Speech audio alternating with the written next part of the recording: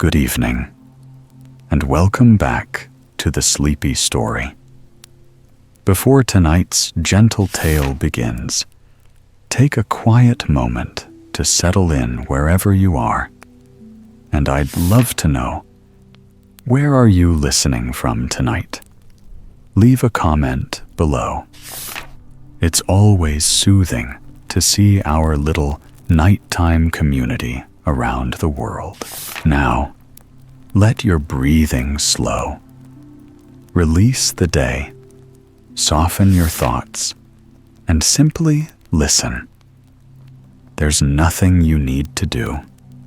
Just relax, get comfortable, and allow this calm story to guide you gently, peacefully, towards sleep. Two Horses and One Zmej. Serbia fairy tale. The youngest son of an emperor fell in love with an enchanted princess that every night stole a magic fruit from his father's garden. Their love was tested when his older brothers found out and cut off a strand of the maiden's hair. After giving the youngest prince a longing look, she flew away in the form of a peahen. As love always prevails, he found her after a long and arduous journey, and of course, they were married with much joy and became emperor and empress of a wide realm. But the castle where they lived their love was 49 ancient and held many dark secrets. Don't go into the 12th cellar, not for anything in the world, she warned. But one day, after the empress had just set out on a journey, the young emperor, of course, went down to the cellar, and a casket asked him for water. 1, 2, 3 times. The man thought it was strange, but it was rude to refuse water. Suddenly, after the 3rd time, the casket exploded. Out of the million fragments came crawling a Zmej, an age-old, evil, winged dragon, made stronger and more fierce by its long forced confinement. It was wicked, incredibly powerful, and would not stop until it got revenge on its captors, who had put it in the casket as punishment for its wrongdoings. The emperor understood this and knew that, even as the Zmej flew off, he had little time to rescue his wife. He found her before the dragon did. Together, they rode upon one horse, without knowing where they went, only escaping. They could feel the Zmej chasing them, but it had assumed human form and was following hard on another horse. But though human in form, the Zmej was dragonish in weight, and the poor mare it rode on was very, very tired. "I can't go on," it said to the Zmej. "You weigh 250 much. You won't let me eat or drink. I will die of exhaustion."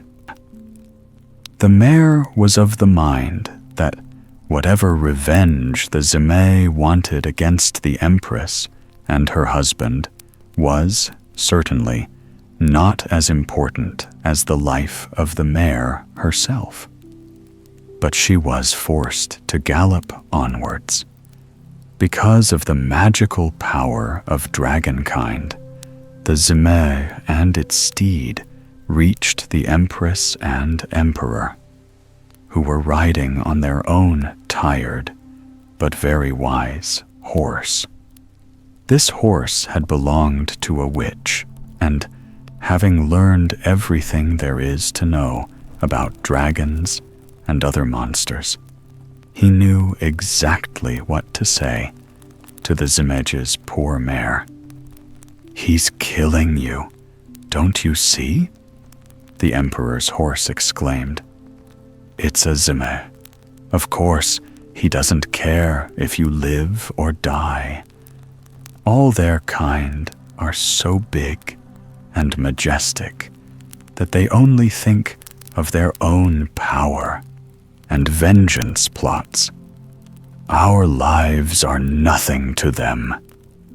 The mare, already panting hard, saw the truth in the words of the emperor's horse, and stopping with a jolt, threw the human body of the Zmej down, breaking its neck and ending its wicked life. The emperor and empress returned to the castle and lived happily ever after. And thus, the wise and humble defeated the evil and powerful, and love reigned over all. Mami Wata, West Africa Fairy Tales. No one truly knows who Mami Wata is.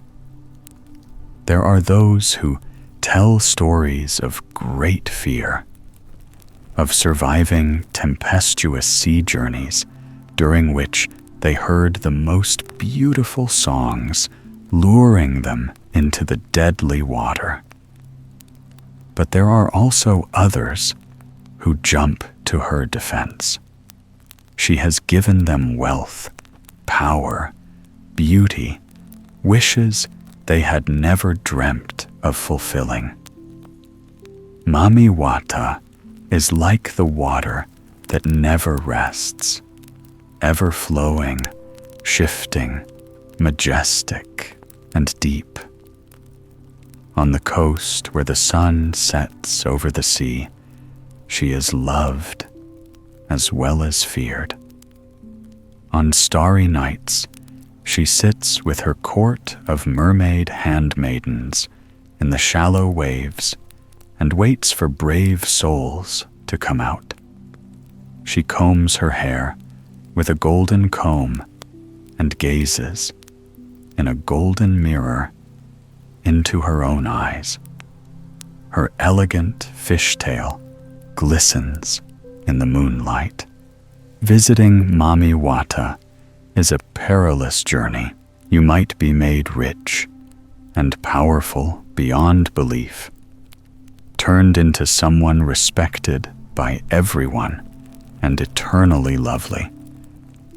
But you might also be lured away by her divine voice, far into the water, never to be seen again.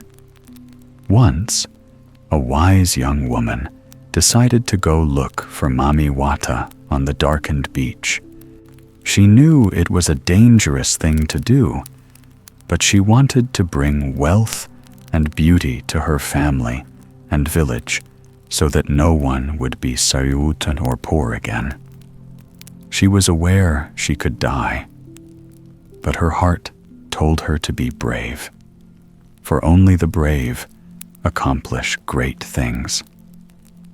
Setting her mind on the task and her heart on helping herself and her loved ones, she approached the shoreline.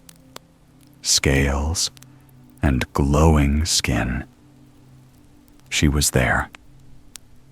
The woman waded, determined, into the salt water. Deeper, deeper, towards the divine mermaid, who was now looking at her with an unreadable smirk. She saw the comb in Mami Wata's hand, and in it, a radiant strand of hair. Suddenly, the girl lost her balance. An undertow, she was being carried away. Terrified, but still clear-headed, the young woman saw only the comb, As she reached the side of the beautiful water spirit, she reached out and swiftly held fast. She had the hair strand. Everything stopped. Disoriented, the woman looked up. There, Mami Wata was looking down at her. She was smiling now, and spoke with a voice that was at once a wild tempest and a clear brook. "You are brave. That is more beautiful than any greed.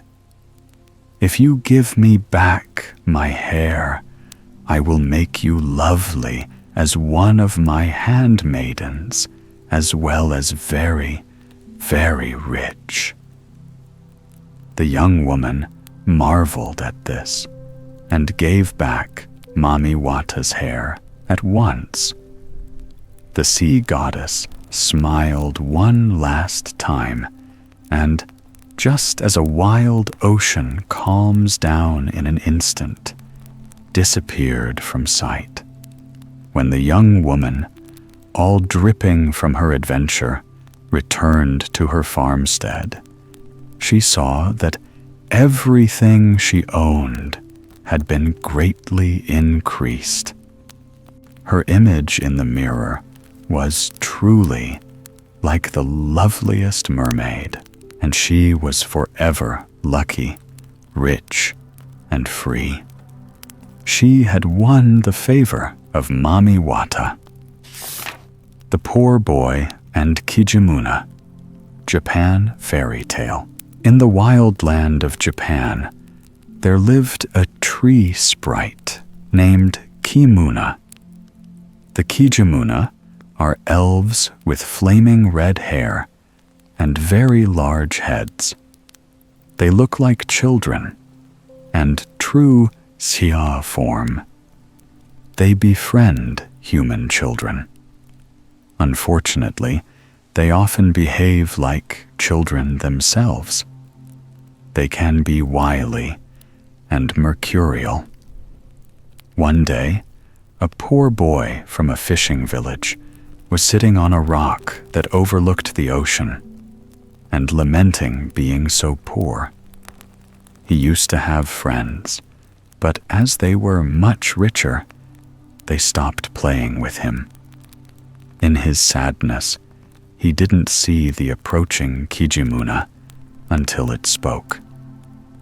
"Why 55 are you crying? I can be your friend." The poor boy was filled with joy, and when the Kijimuna made him swear never to disappoint him, he thought nothing of it and wholeheartedly promised. The little elf proceeded to teach him the secret Kijimuna arts of fishing and gave him all the fish he caught. After eating the eyes, the boy sold all the fish and received great wealth. They promised to always meet at the same hour. This went on until the boy was very rich, even richer than his rich village friends. But one day, he decided that he was not going to go to meet the Kijimuna. Instead, he'd stay home, playing with the human boys. Though he knew he'd done wrong, he enjoyed himself and thought nothing of it. The Kijimuna waited and waited, but the boy didn't arrive. "He has broken his promise," the Kijimuna realized, and became very angry. So when the boy went home after playing, he couldn't recognize his home. There was nothing there.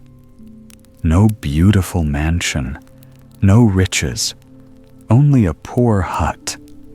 He'd used the Kijimuna for riches and betrayed his friendship.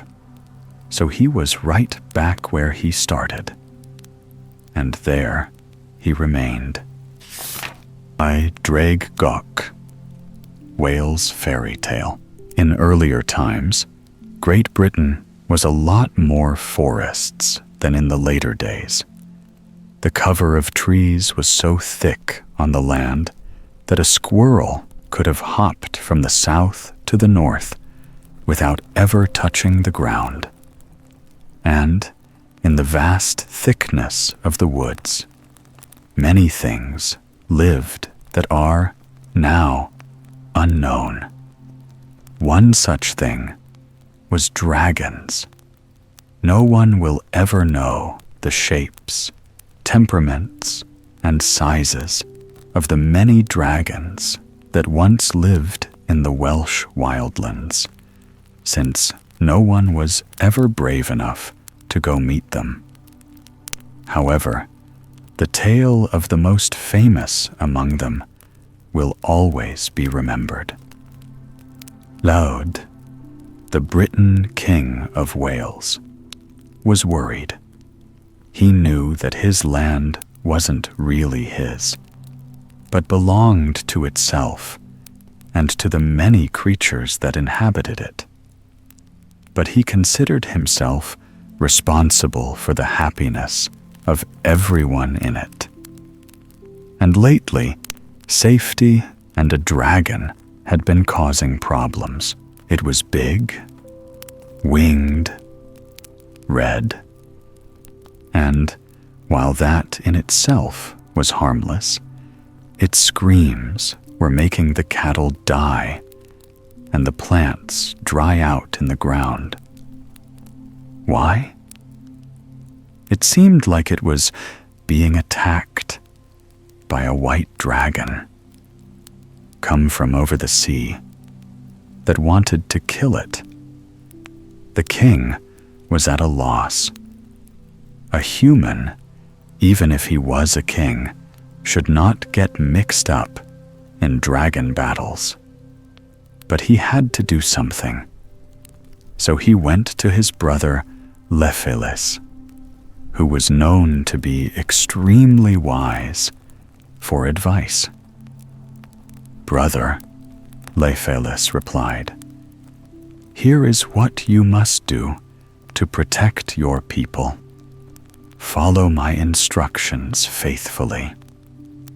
He told Llywelyn to dig a well in the very heart of his kingdom, one large enough to hold both beasts inside, to fill it with mead. Dragons are, as everyone knows, great lovers of mead, and to act fast. Llywelyn gave Llywelyn a magic cloth. The king nodded and promised to do as he was ordered. After digging and filling the well with mead, Llywelyn waited out of sight. Soon enough, the two endlessly fighting dragons appeared, biting and tearing at each other. When they saw the mead, however, they folded their wings and rushed to drink. They drank so much that they became quite drowsy, and having emptied the well, they forgot all about fighting and laid down to sleep. Llywelyn and his men sprang into action. They covered the beasts with the magic cloth and a large slab of white stone, so they would continue to sleep, and their devastation would be over. Someone, though, made a prophecy. There would be a chief who would inadvertently build a castle on top of the dragon's resting place and set them free again. That day, Ddraig Goch, the red dragon, would kill the white one and set his British land free, once and for all. Kapsirko and The Vodianoi, Ukraine fairy tale. Kapsirko was a wily peasant who served a strict lord. Life was hard, but they always worked hard and pulled through. During an especially harsh winter, however, everyone, old men and elderly women, tired mothers and their newborns, was unbearably cold. They asked Kapsirko, who had a reputation as a very cunning man, to devise a plan. And, moved by their plight, our hero did something risky. He stole firewood from their lord, who was away. Everything was well until the nobleman returned. Noticing the stolen wood, he guessed it was Kapsirko, his tricksy servant. However, he couldn't prove it. Because of that, the lord gave the peasant a choice. He could admit that he did it and be banished to the frozen wastes of Siberia, or accomplish an impossible task that would prove his innocence. Not having any other choice, Kapsirko accepted.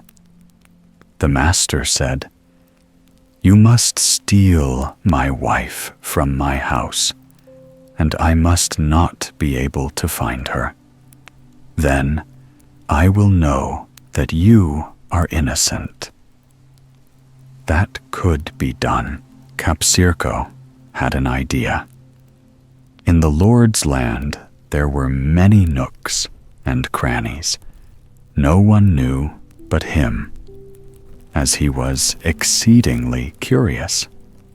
That is how he knew that at the bottom of the lake there lived a Vodianoi. Now, these are dangerous creatures, mean, hairy, and old, with a penchant for mischief. Vodianoi dwell in water, shape-shifting between an ancient man and an enormous fish. They silently ambush distracted passers-by and pull them into the water to eat them. But Kapsirko knew he was more astute than the most ancient of Vodianoi. So, at night, he slunk into the Lord's house and carried away the sleeping lady. Down, down, down to the lake. He waited for the water creature to come out, and when he did, proposed, "If you fill my hat with gold, I will sell this lady to you." The Vodianoi, being always hungry, accepted. It must be said that Kapsirko, cunning as he was, had made a hole in the hat so that when the sprite poured gold into it, it all fell into Kapsirko's pocket until he was satisfied. A week passed. The Lord called the peasant and said, "It seems you are innocent. Now give me my wife." Kapsirko went pale. He did not know how to get her back. He hoped the Vodianoi hadn't eaten her already. Anguished, he thought and thought. A plan took shape. Kapsirko carried an unassuming rope down to the water and hid it among the grasses of the bank. "Vodianoi," he called, "I challenge you. Whoever whistles loud enough to make the other fall into the water wins the lady." "Ha," thought the Vodianoi, "he shall fall into the water, and I will eat them both." And so he came out and accepted the game. As the challenged, the Vodianoi went first. He whistled so loudly that Kapsirko nearly toppled over. Having held his ground, it was his turn, but he knew he was nowhere near as powerful. That is why, when he let out a long whistle, he also pulled on the hidden rope. What a ruse! The Vodianoi fell head first into the water and was compelled to give back the lady who, returning, dripping, to her husband, cleared Kapsirko of all guilt. Our astute hero, as we know, had stashed away a good share of gold, taken from the Vodianoi through guile. However, he did not keep it selfishly. Rather, he shared it with all his friends and relatives, and no one was cold during the winter ever again. The multitude of bow-legged ones, New Zealand, Maori, the forests of the island were dark, abundant, and full of the strangest forms of life. Its deep coves and recesses hid many secrets, and each clan, or hapu, had its own wise men and women who knew those secrets and how to honor them best. Each of these experts had their own jobs to do, and they had to do them in harmony with the spirits of the forest, lest terrible things befell them and the clan. But sometimes, the youngest and most arrogant among the villagers could be a bit hasty and offend the protectors of the forest. Rata was one such young fellow. He had big plans to build a majestic canoe and travel on his own around the island to get power and riches. He did not think that he should tell his relatives, nor delay his important plans to recite the traditional incantations before felling the tree that was to become his new canoe. Hack, hack, hack. Rata brought the great trunk down. Suddenly, a dark cloud enveloped him. It was made of tiny beings, wasps, beetles, mosquitoes, and, most importantly, a strange type of creature that chilled his very bones. It was the Hakuturi, the guardians of the forest. Surely they would punish him terribly. However, the fairies didn't immediately attack. What he heard next was a rousing chorus of shrill voices that accused him in perfect unison. "How dare you, little man, disrespect an old forest god such as this? This was not your right." Cowering in absolute shame, Rata said he was sorry. Relenting, the Hakuturi went to work. The multitude of bow-legged ones lifted the majestic old tree and placed it back upright, knitting back together the wounds Rata's axe had caused. Then they said to the remorseful man, "We see you respect the forest now. We shall not harm you. Instead, we will make you a great gift. All you need to do is return to your village, tell your relatives everything, and come back here tomorrow."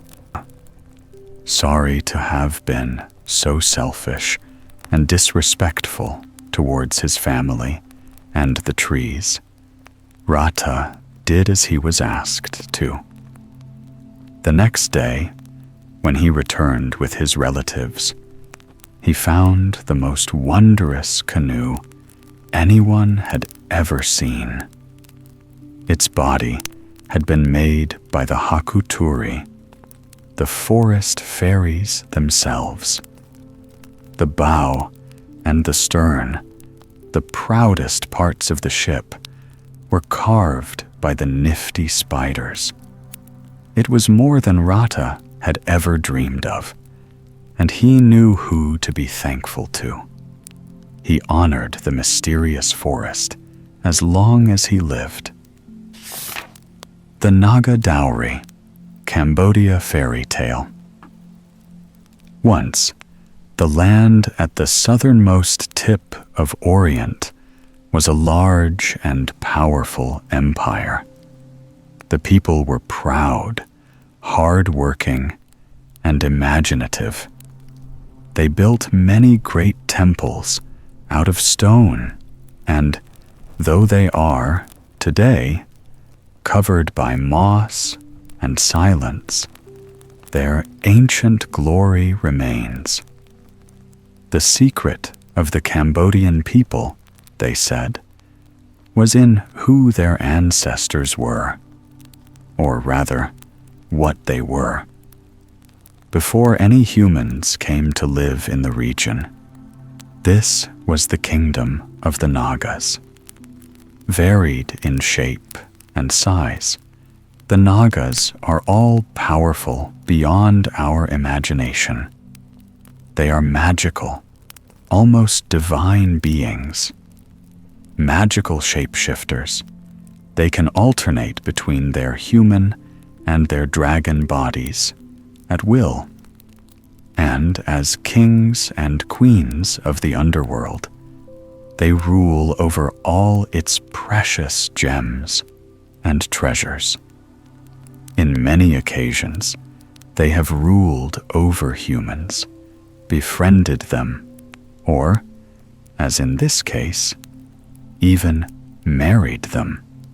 One night, an Indian Brahmin prince named Preya Thong had a dream. In it, an aged sage commanded him to sail east, towards the sun, and to act with faith, honesty,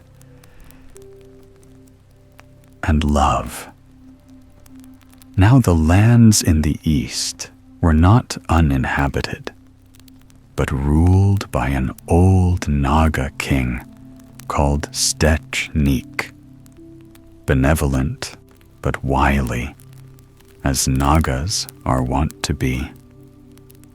Preya Thong set sail and, with hope in his heart, arrived at a small island. It was as far east as he could make it on his own, and he was tired. Leaning against a tree, he slept for 3 full days, and waking by the light of a midnight moon, saw the most wondrous sight. It was the loveliest maiden he had ever seen. Her movements were like the water, and her skin seemed to reflect the moonlight with an enchanting glow of its own. Unable to help himself, he approached her, and when their eyes met, they fell inevitably, irrevocably in love. "O human," she said, "this is strange. Never have I seen a man as handsome and kindly as you, and yet I am a Naga, Neang Nek, the daughter of Sadek Nek, the king. We are not supposed to marry." But as their hearts were already joined, she decided to face her father in his underwater kingdom. Neang Nek commanded the prince to hold on to her silver clothing, and they descended swiftly through wave and coral reef. The Dragon King, surprisingly, said nothing about the oddness of the match and married them. It was willed by fate. But after some time in the underwater kingdom of the Nagas, Preya Thong got very sick. However ill and pale he got, though, he refused to leave his Naga bride because he loved her more than his own life. Seeing this, the Naga King smiled a shrewd grin. His daughter's suitor had passed the test. Of course, a human prince couldn't shveth underwater. Now wholeheartedly approving of the match, the Naga King gave his daughter, the dragon princess Niang Neek, a rich dowry.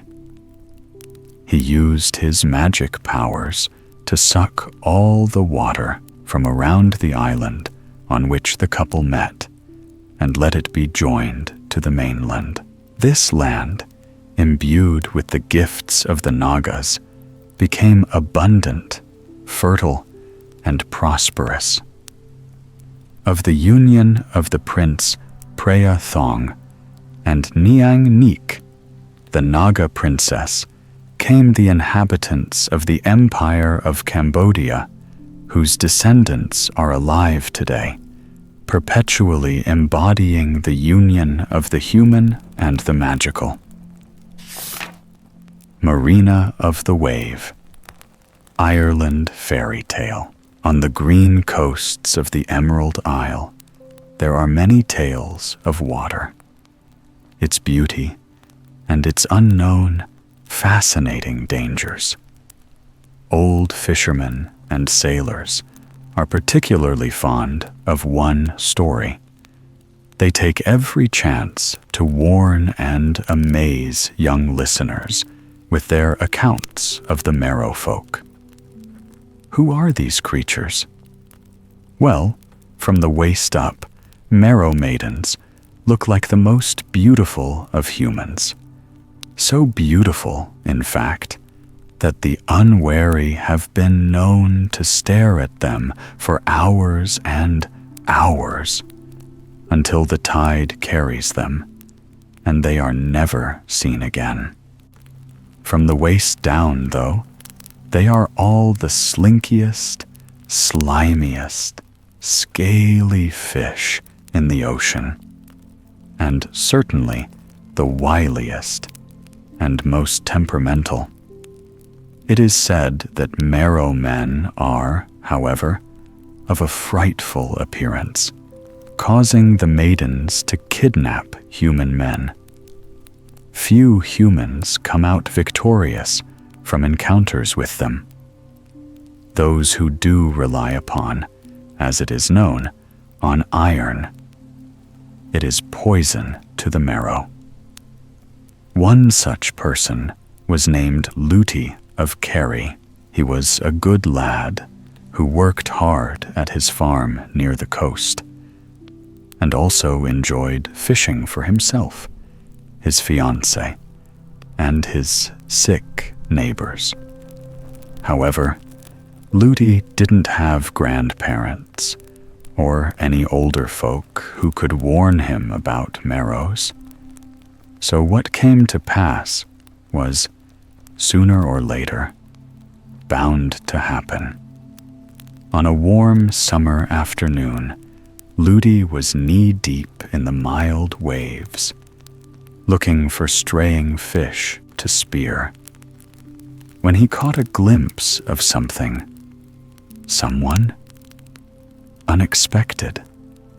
He shielded his eyes from the sun, and sure enough, there, in the water, there was the loveliest maiden he had ever seen. Her hair was dripping gold. Her eyes were the unknowable gray of the ocean. And yet, Ludi felt a pang of fear. There was something wild in those pupils. When surprise started to leave him, he saw it, poking from underneath the water in scaly, shimmering coils. A fish's tail.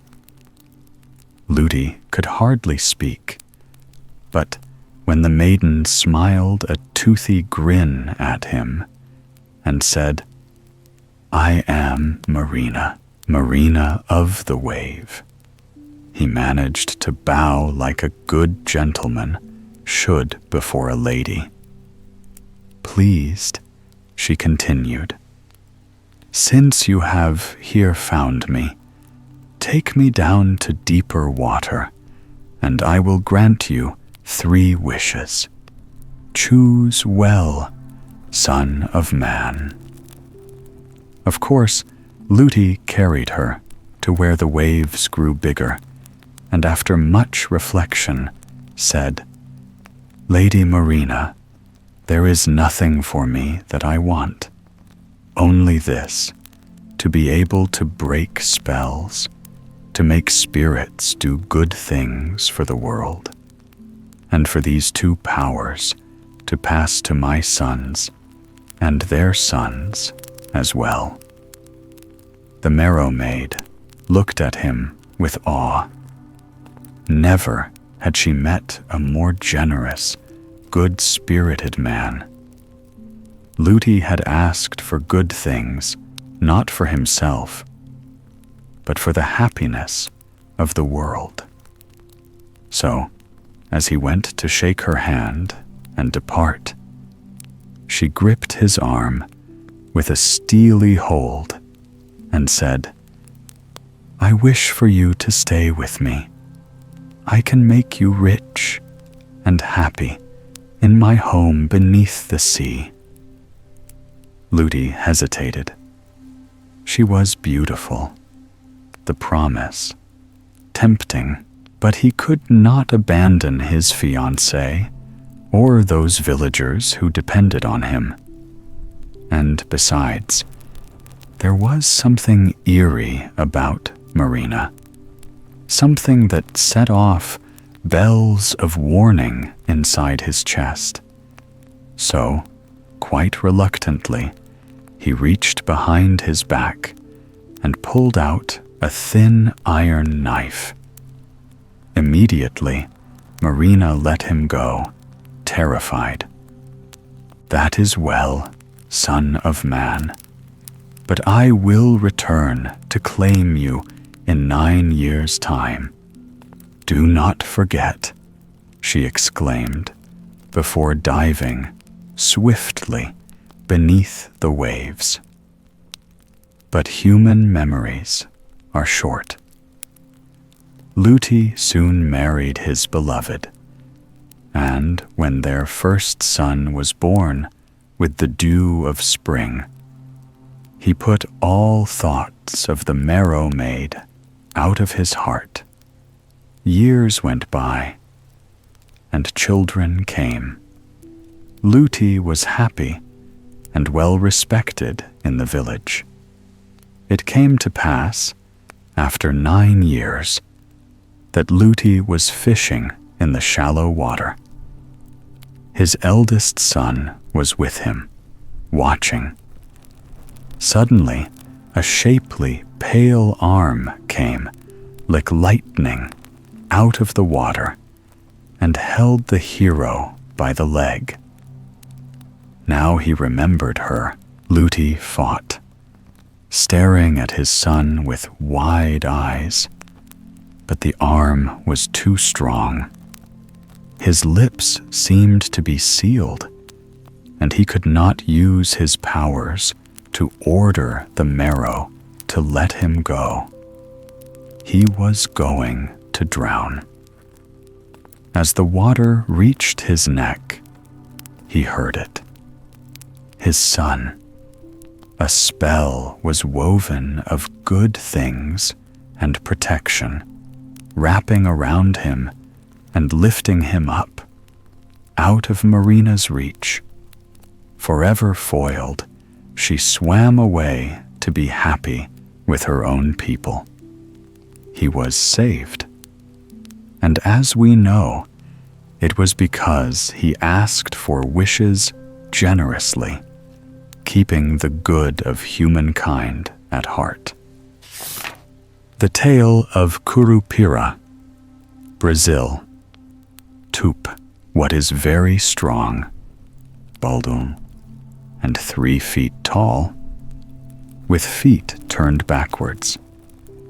What is hairy all over, with blue-green teeth and pointed ears? In the deep jungle, with their feet thudding along hidden paths while they are keeping watch on every creature, live the Curupira. They can take care of you too, but if you hurt trees or pick and hunt more than you need to eat, they will come after you and deceive you, and you will be forever lost. There was, in a small village surrounded by rainforest, a hunter called Joao. He had a wife who was very meddlesome and demanding, so he had to go out and hunt a lot. Late one evening, he was trudging along an overgrown footpath, already quite disoriented, when he heard quiet wood-tapping noises. A Curupira was near. Joao followed the sounds, and indeed, he came face to face with a Curupira. It was the strangest creature, all body hair and bent feet. He'd never seen anything like it. The Curupira smiled a slow smile at Joao and said, "I know you can't find your way back, hunter, and I can help you. But first, you need to feed me. I've never been hungrier." Now Joao was afraid, but as he really needed help to get out of the jungle, he sat down with the Curupira next to a tree. It was almost pitch dark, so the creature couldn't see the monkey Joao had caught and was carrying.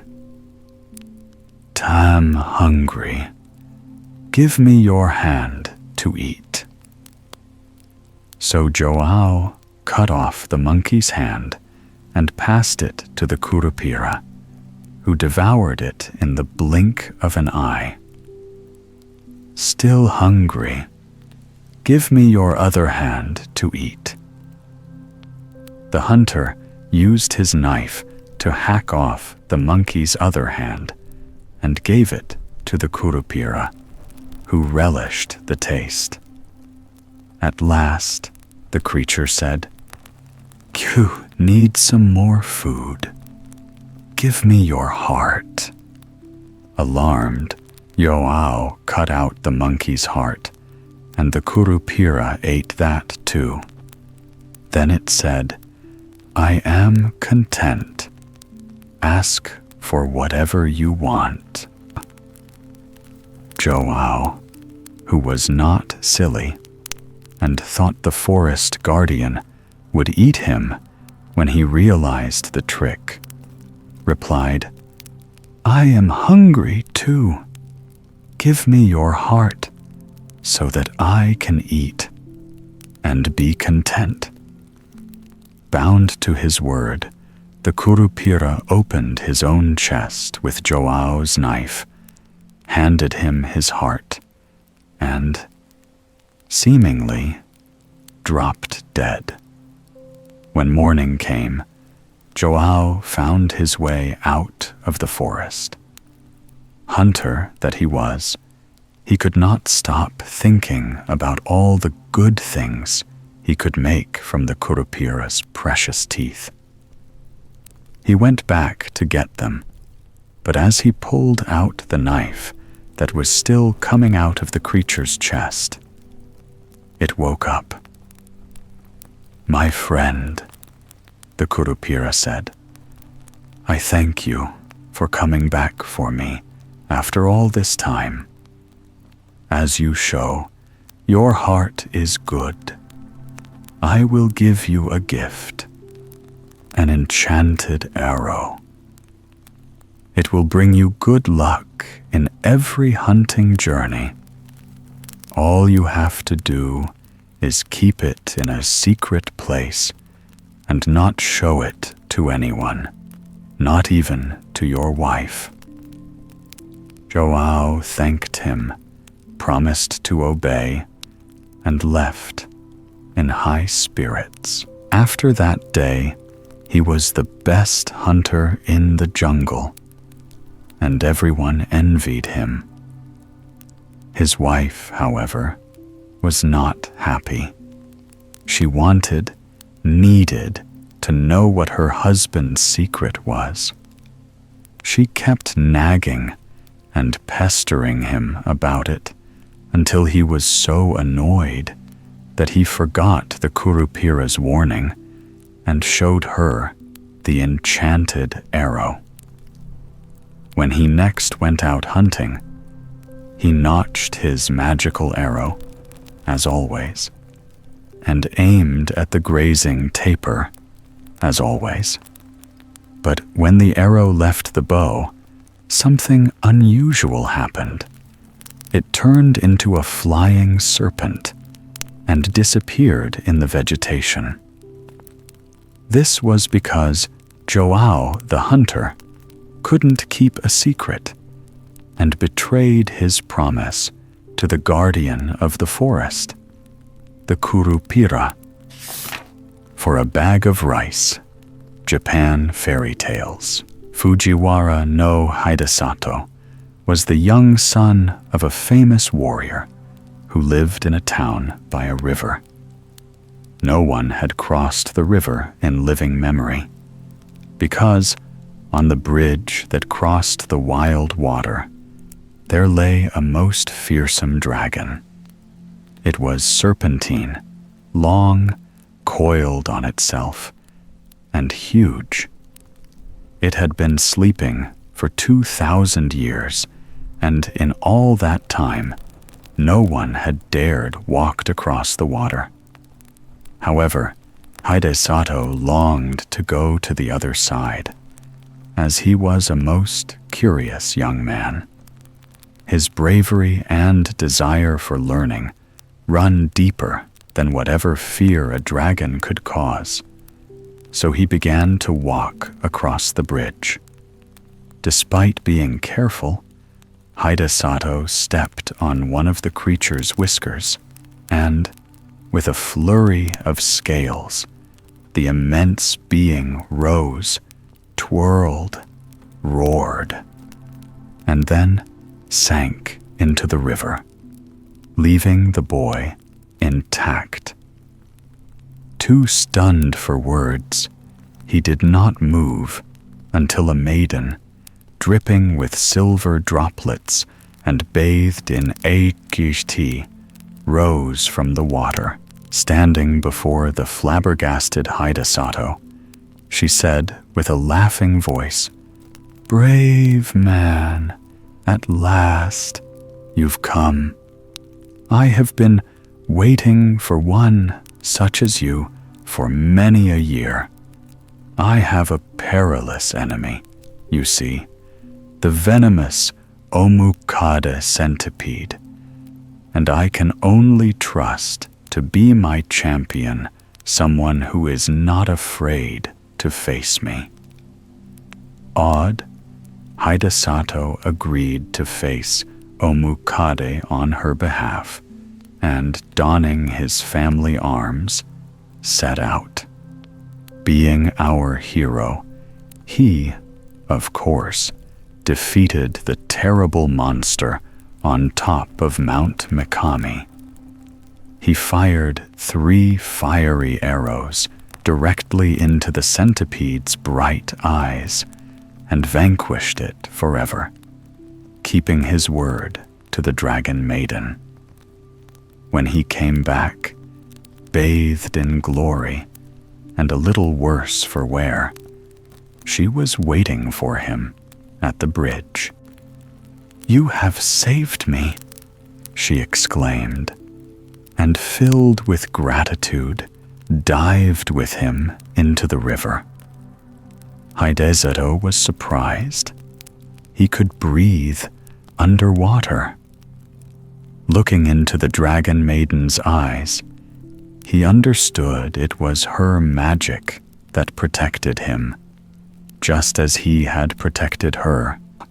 Swimming in dragon form, she took him to the underwater castle, and once there, she changed back into human form and regaled him with the most delicious food and music Haidezato had ever heard.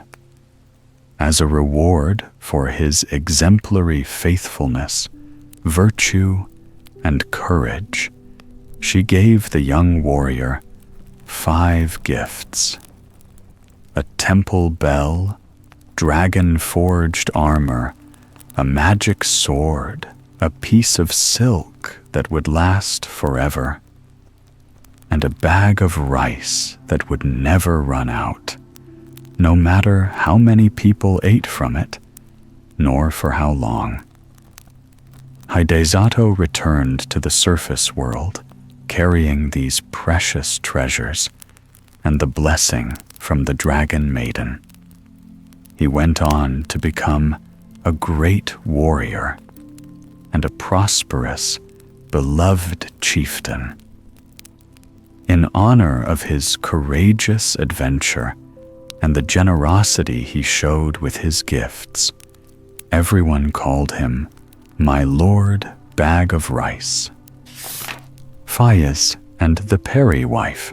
Fayiz was a handsome young man with a loving wife and 2 children. He lived in the rocky Persian mountains and spent his days playing the flute as he watched over his flock. He was a marvelous flautist, as well as honest and true of heart. But one day, as he played, he felt a strange presence nearby. It was the most beautiful maiden he'd ever seen.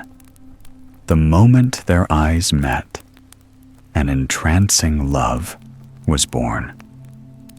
Fayiz forgot everything about goats, family, and home. When the maiden said, "Come and live with me," he followed without question. He'd go anywhere with her. When they arrived at the maiden's house, far up on the mountain, Fayiz looked around and was dazzled. Never had he seen more riches, more servants, or more beauty. As he looked at the maiden, he saw her clearly. She wasn't human. That only made him love her more, and they became husband and wife. When they were married, they vowed to always be faithful to each other and true. The maiden said, "I wed thee under the condition that you betray me not. This way, you'll always be happy. If you are faithless, as humans are wont to do, you will never see me again, and will always be troubled." And she added, "If you betray what you know, that I am of Peri stock, I will be gone forever, with the sons that we shall have." Many years passed. The couple had 2 Peri sons, loved each other deeply, and enjoyed every day together.